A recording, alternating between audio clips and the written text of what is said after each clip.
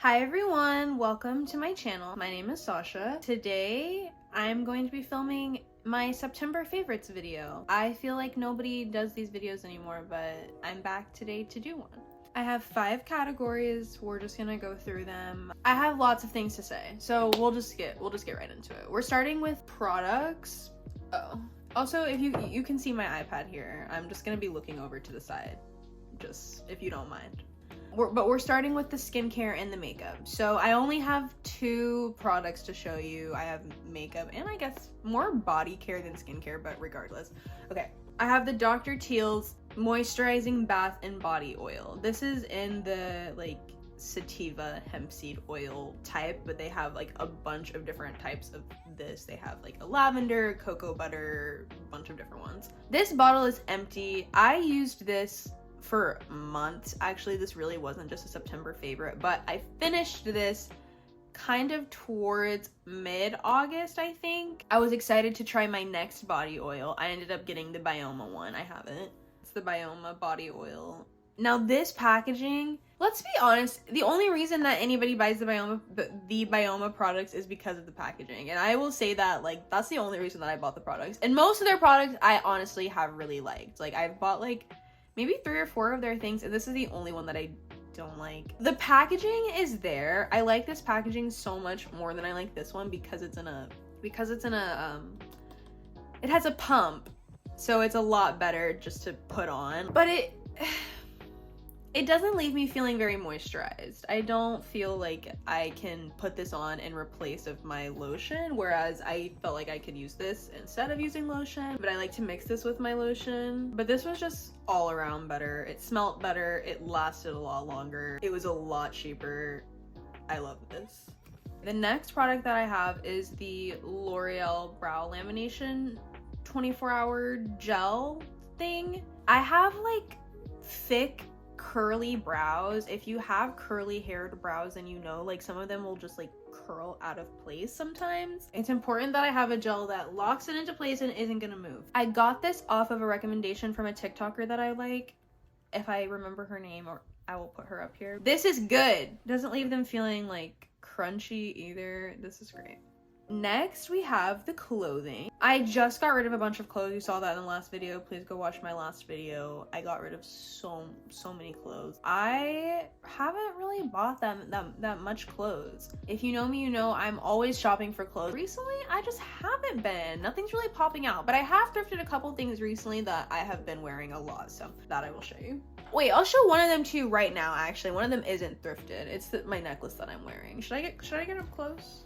This is the necklace that I just recently got. I got it as a gift. It's very cute. It's S for my name, Sasha.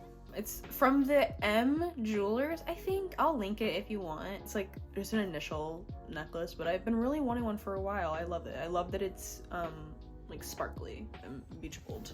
And then the next piece is something that I thrifted when I went to Austin last month to see my bestie. We went to the thrift store Austin Pets Alive, and they have almost like a consignment section. Like, they'll have like nicer tops, jackets, pants, all of it, and then they just have like normal price things. This is one of the things that I got in that like consignment section. These are little polka dot shorts. They're actually shorts. They kind of have like a little like ruffle effect. They're like double lined, I guess. I don't know how to describe that. They're really cute. They look like, obviously this looks like a skirt, and especially when you wear it, it looks like a skirt, but they're shorts. They're really cute. They're Nasty Gal little shorts. If I can find a link for them, I will, but I don't know if I'll be able to since I thrifted them. I don't know when they were made or if Nasty Gal still makes these, but if they do, I will link them. They're really cute. Very, very comfortable. I love wearing skirts, but sometimes shorts are just a lot more comfortable and more freeing, and I like to run around and I don't like to feel constricted. Last thing I thrifted is a bag that to me screams fall. It's this denim purse. This is the handle, it's a little bow. And then this is the bag itself. It's so cute. It has the 2 little pockets. There's like a wood closure, I guess. It opens up and it has the nicest lining. Very cute. I just feel like it instantly makes a look more fall and like cozy, especially just like a cute dress with my Birkenstock. I'm living in Texas, so it's still pretty warm here, but adding the denim bag opposed to my big pink and white tote, I think just makes it a lot more fall looking and more cozy. Next, we're on to music. I'm actually excited to talk about this. Number one for me this month, also started listening to the song when I went on my Austin trip, like end of August, is Diet Pepsi by Addison Rae. That song makes me feel like I'm dancing in a room that's completely dark and there's like a camera light flashing at me and like my hair is blowing back and it's just like very like dramatic and I really like it. She has like a kind of breathy tone that I really like. It's very, you know, like vibey. I like it. It's just a pop song, but it's great. I've also been listening to New Woman by Lisa featuring Rosalia. It's a great song. Two queens, really. It's a motherquake. Great song. I love Lisa. If you guys like K-pop or at all, like I feel like everybody knows what Blackpink is. Lisa is. They're all kind of doing their solo things right now, and I'm loving what Lisa is doing. She's my bias of Blackpink. I love Lisa. The fact that she got her own feature and like her verse is so unique to herself and like her own music. I don't really listen to her, but that verse is so good and then it's great. Lisa sounds amazing. I love it as a pop song. It's very empowering. I'm a New Woman. Next, I've been listening to the Talk Talk remix, Talk Talk Charlie XCX featuring Troye Sivan, also low-key Dua Lipa, right? I've been listening to Brat, Something to Give Each Other for the past, year, I guess? Year and a half now. It's great. I'm going to see the Sweat Tour in T-minus 8 days or 9 days or something like that. It's crazy. I'm really excited to go. Maybe I'll do like a Sweat Tour get ready with me or something. I don't know. Let me know if you would want that.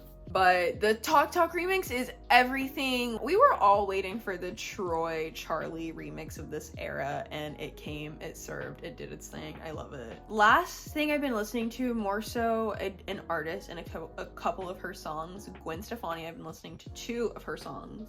I've been listening to Wind It Up, which is the opener to her album, The Sweet Escape. It's like a yodele, yodele, yodele song. It's great. I love it. It's a great pop song. It just sounds great in my ears. And I've also been listening to No Doubt, which is Gwen Stefani, right? Do we know anybody else from No Doubt?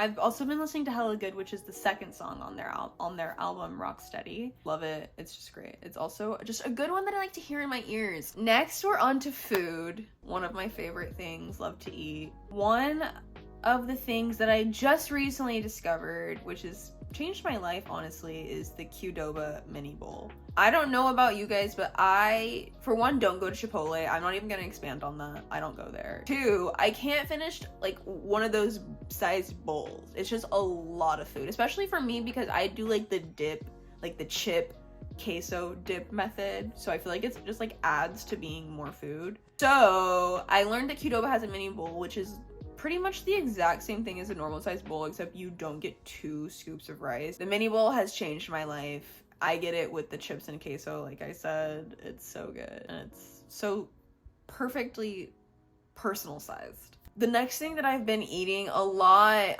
oh my god, I've been eating this so much, is edamame. I've been craving it so much, more so, and then like I crave it for days and then I can finally get it. I'm craving it right now. It's just so refreshing, especially when it's steamed. I don't like mine like very salted at all. Like I'm talking like 2 specks of salt is all I want. I just want them like steamed and given to me fresh. So good. I can eat an entire bowl of them. I'm thinking about it right now. Oh my god, I want it. My other food of September is red onion. I am so obsessed with the taste of it, especially with feta. I love like Mediterranean food, so I'm eating a lot of Greek salad, so like feta and red onion and cucumber and like, oh my god. But red onion, I've been putting it not onto my Mediterranean food, but just on like any other food. It tastes so good. It's like sweet and it has the perfect amount of bite. I love onions. They're so good. Onions add so much to a dish. The bite of it is just perfect. On to TV and movie. I watched a lot this month. which I've been doing intentionally. I am not one to watch. I watch like the same 2 shows, but I'm really doing better about watching things. I've seen some movies this month, been watching some shows. So I have kind of a lot to talk about. No, I have a lot to talk about actually. But we'll start with what consumed me most for the month of September, which is Sex and the City. I decided to start watching this because it's just a girls' show. It's not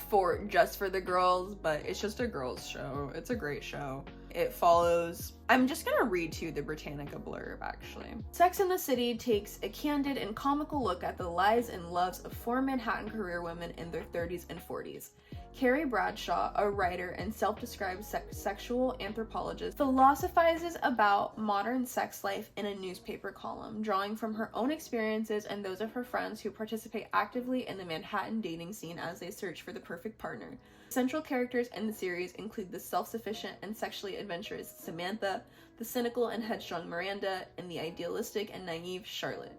The dynamics of their relationships are revealed with wit and playful irreverence as the 4 friends experience love, loss, and betrayal. The show is great. It was on 1998 through 2004, and I think that it really lasts the test of time, and like the conversations that the girls are having and the comedy as well. It's very modern, very relevant. I feel like the show is very trailblazing in its portrayal of women, the way that they are very sexually liberated, especially since they're not in their 20s when society views it as something that's like okay to do, to date and to be fluid in their sexuality and do different things like sleeping around and trying new things with new people and traveling and moving out of the country to live with Russian boyfriends and whatnot. The single woman in your 30s who's powerful and well-educated but still parties and dates and drinks, I feel like it wasn't something that was really portrayed in mainstream media, especially not during that time. I feel like the only way that the show works is because the fact that they're white. Does that have anything to do with it? I don't really look too much into that part though. The show has lots of good things about it. I love its portrayal of female friendship and how important it is to have closeness in your life, but it's kind of jarring to watch these 4 women and the entire show be about how badly they want relationships and men in their lives and sex, and their relationship status or their relationship with a man will uproot their entire life. And it's just kind of jarring, just like, girls, stand up. There's things outside of men, but at the same time, that's what the entire show is about, so I'm not really hating. So first we have Carrie, who's played by Sarah Jessica Parker. She's the crazy one of the group. Carrie is definitely kind of an anti-hero, a little controversial because she makes radical decisions. Like, she has just no inhibitions. There's nothing holding her back from professing her love to somebody that she cheated on, for example. But she's really just a girl, honestly. If you hate on her, then you're too serious. Big also ruined her, and I feel like that's not her fault. Carrie also has the best style in the show. She's constantly serving queen, serving body. Even when she's giving ridiculous and she's embarrassing, she's serving. And then we have Samantha, who's played by Kim Cattrall. She's the older, confident, more sexually liberated of all the 4 ladies. She's a PR agent. She's very I am a rich man, Cher kind of vibes. She's definitely the protector of her friend group. You'll see her protect like Charlotte, and Carrie always goes to her when she's at her lowest because Samantha's very understanding and she doesn't judge. Samantha is the comedic relief throughout the show. She has the best one-liners. She is just truly the wild one. If Carrie is the crazy one, she's the wild one. She's very, how should I say this? Crass, has a lot of boys on her roster, truly. She plays this woman who goes through 20 guys a season for a long time until the end of it, and I feel like that kind of really stunted her character growth for a while. I feel like she's underdeveloped until the end when she goes through some unforeseen circumstances and she starts to fill out a little bit. Her character starts to blossom a little bit more. Next, there's Miranda, who's played by Cynthia Nixon, and she is a very cynical lawyer, just kind of a hater towards everything. She's, like I said, super cynical, and she prompts a lot of the self-discovery questions that they ask themselves throughout the show. She's very aware of the way that men treat them and the fact that they deserve better and different, yet none of them do anything about that. And they continue to let the men treat them like trash. Miranda's the one who's like the most like self-aware of that, I would say. She's definitely the most sane of all of them. She doesn't do wild or crazy things, and she's not OCD or a sex addict. I feel like she definitely starts to become more relatable because she has a kid first. She struggles with her body, she struggles with work life and personal balance, she struggles with being a single mother, all of those problems. I feel like it really brings Miranda the most down to earth by the end of the show. And then finally we have Charlotte, who is played by Kristen Davis. She is the sweet Episcopalian princess. She's the most traditional of all of them, the most conservative. She just wants to get married and have a family, and for the first 3 seasons she's really actively seeking that out. She eventually gets roped into something that really changes and alters her life, and I feel like that's where you see the most development from Charlotte. She really starts to recognize what she wants, and she starts to settle, and that changes the way that a lot of things happen for Charlotte. But I love Charlotte. She's definitely my favorite. My ranking is Charlotte, Miranda, Carrie, Samantha. I love all of them equally, but if I had to rank them, that would be my ranking. My thoughts on all of their relationships, or like my thoughts on the general relationships of the 4 ladies. I wish that Carrie and Big could have worked out because I loved Big, but every other person that she dated was awful. I loved Samantha and Smith Jared. I loved like every single second of their relationship, but I also wish that her and Richard Wright would have worked out and they would have just seen other people on the side but always come back together. Miranda is supposed to be with Steve. They were meant to be together, but I also did love Skipper. He said what he said about not wanting to shower. That changed everything. I really wanted them to work out after that. And then for Charlotte, I personally loved Trey because I love Kyle MacLachlan, but I also love Harry. I think they're very cute together. This is my first time watching the show. Keep in mind, I've only seen the show and the first movie. I haven't seen the second movie what is it called? Sex and the City reboot. And Just Like That. I do plan on watching the second movie. I don't really plan on watching And Just Like That unless I get bored.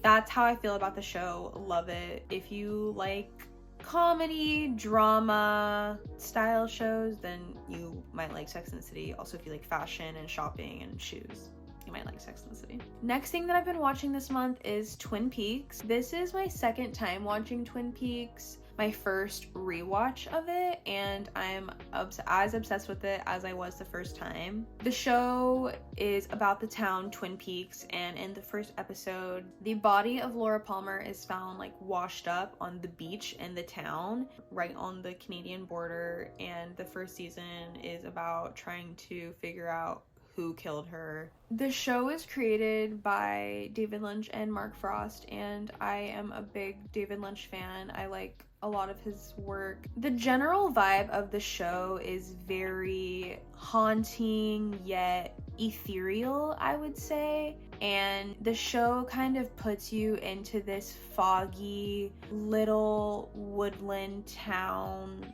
The show is really able to encapsulate that and like really put the viewer into the town. The show, well, the first season especially, is all about the murder of Laura Palmer and figuring out who done it.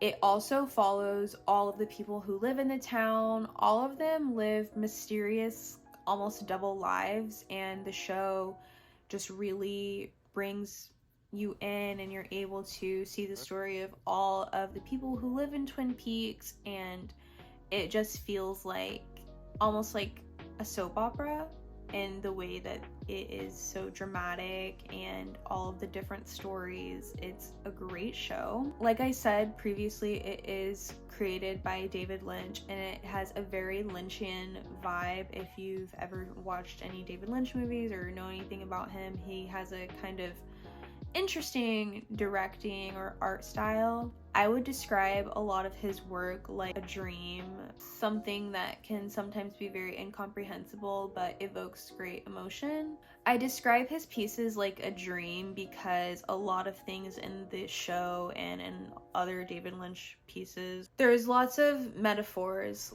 Other David Lynch movies that I would recommend watching to kind of understand his style are Mulholland Drive and Blue Velvet. I think Blue Velvet, you can definitely get a very good understanding as to the way that his directing style is. My favorite characters in Twin Peaks are Lucy, who is the sheriff at the sheriff's department. She is really just a girl. She's very silly. She's kind of the airhead, blonde stereotype. She's some of the comedic relief in the show, and especially once you get into season 2, her storyline gets so crazy and just ridiculous. She's a very fun character to follow. She's played by Kemi Robertson. I also love Audrey, who's played by Sherilyn Fenn. Audrey's father owns like half of the buildings in town, and so she's a little entitled and she acts how she wants to because she knows that nothing will affect her. She has a crush on Dale Cooper, the FBI agent who comes in to help investigate Laura's murder. Because she has a crush on him, she helps to investigate the murder. Audrey is truly an investigative journalist. Like, she goes to the furthest extent to find out answers about what happened to Laura. In the show, she learns that girls from her father's department store are being drafted essentially into working at this casino slash brothel, and she goes undercover in order to work at the department store, get drafted in, and then eventually going to work at the brothel, the same one that Laura, who was killed, was worked at. She's very femme fatale. Audrey is a great character. She's very sassy, beautiful, gorgeous, giving everything. And then finally, we have Dale Cooper, who is played by Kyle MacLachlan. The Britannica summary described him as idiosyncratic, and I think that that's just the perfect way to describe him. He's a little off, but he also is one of the most rational and understandable characters throughout the entire show. He loves Twin Peaks. He's an FBI agent and he's very seasoned. When he enters Twin Peaks, he really embraces the rural life, small town lifestyle. He loves their black coffee. He loves the cherry pies at their local diner. He's one with the people, and he's also a very good FBI agent. Like, he's just great at his job. In the last episode of season 1, where he's undercover talking to Jacques at One Eye Jack's, he is just devouring. He's also just a really good person. When Albert, who is the doctor person from his FBI team, comes in to Twin Peaks to help with Laura Palmer's murder investigation, he's really rude to the people in Twin Peaks because he's a big guy from Washington and he's better than them, and Dale or Cooper really sticks up for them and just shows that he supports them, and I love that. Also, he's really cute. I love Kyle MacLachlan. And then I've watched 2 movies this month. I went to see Paris, Texas at the Texas Theater for its 40-year anniversary. I had never seen Paris, Texas or know anything about the movie. Paris, Texas is about this man named Travis who is just wandering in the middle of the desert, and he just kind of winds up in the middle of the desert. He looks disheveled. He doesn't know where he is or what's going on. He's just walking. Strangers get a hold of him. He ends up in a doctor's office where they contact his brother in California to come get Travis, where he is in Texas. And when he finds him, we find out that he's been missing for 4 years and has left behind a son who his brother and brother's wife have adopted as their own. It just follows Travis trying to put his life back together, or what's left of it back together. The movie itself is very, very beautiful. The cinematography is outstanding. It's based here in Texas. Like I said, I do live in Texas. I'm a Texas girl, so it's just nice to see. It's very like country, the back small towns of Texas. It was a really sweet story, one of the ones where it feels like nothing's happening for a really long time. It has just strong narrative. Hunter Carson, the child actor, did so well in the film. He plays his part phenomenally. And the iconic scene in the peep show room with Jane wearing her pink sweater dress, while I was watching it, I wanted to rip it off of her through the screen. I need that dress. It's everything. That dress kind of made the entire movie for me. I'm just kidding, because I thought that the story was very sweet, especially at the end, where I won't completely spoil the movie. At the end, I almost cried. It was a good movie. Definitely one that I feel like you should watch at least once. The cinematography was so good. Just watching it with my eyes, I enjoyed watching it with my eyes. Yes, exactly that. And then the last movie I watched last month, I'm filming this on October 1st. Last movie that I watched in September was Heathers. Super old movie that is very iconic, but I had never seen before for whatever reason, but I finally watched it. And I really liked it. I thought it was funny. It was good. It was kind of crazy for me to think about that topic and like just what the movie's about, that movie to be made in like the 80s or the 90s or something. It's like, oh, okay. I really liked JD. When they initially showed him in the cafeteria, I was like, oh my god, there's a hero. Like, because she hated her friends, I thought maybe he was gonna liberate her from the friend group and introduce her to a life of doing good things and happy times. God, was I wrong. I thought that he was gonna be a good guy. Turns out he wasn't. So that was kind of annoying.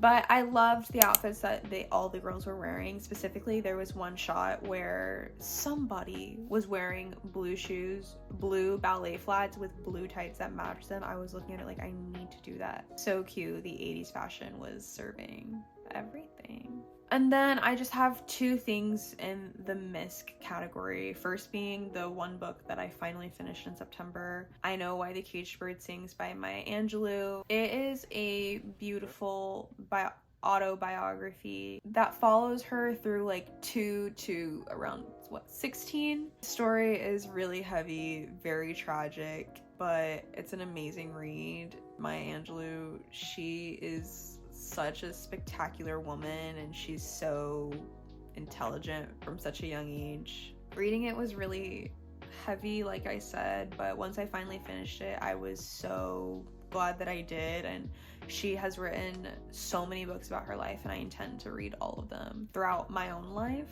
It was magical, and I sadly don't have the book with me. It was my friend's book, and then it's now gone missing, but I do have a quote. Without willing it, I had gone from being ignorant of being ignorant to being aware of being aware. And the worst part of my awareness was that I didn't know what I was aware of. I knew very little, but I was certain that the things I had yet to learn wouldn't be taught to me at George Washington High School. Maya goes through so much in her life. She could write about 5 different stories about the things that happened to her in the one book. So if you are looking to read an autobiography, I would really recommend that one. And then the other thing on my misc is a YouTuber. Her name is Jessie. Her channel is Jessie Q. I'm really not sure, but she's just really smart and funny and pretty, and I like her. And I've been trying to be more intentional about consuming content made by people that look like me. And she also made a really great video about Sex and the City. If you want to watch that, I'm gonna link that also. If you like Sex and the City, then you should definitely watch that video. She's really smart. She makes book content, fashion content, vlogging content. I really like her. Okay, and that's it for my September favorites. I hope you guys enjoyed. I can really talk for so long. It's not as long as last week, and honestly, we're all happy for that. If you like this video, please subscribe to my channel, like and comment on this video your favorite for the month of September. and I will see you guys next week. I love you all. Bye.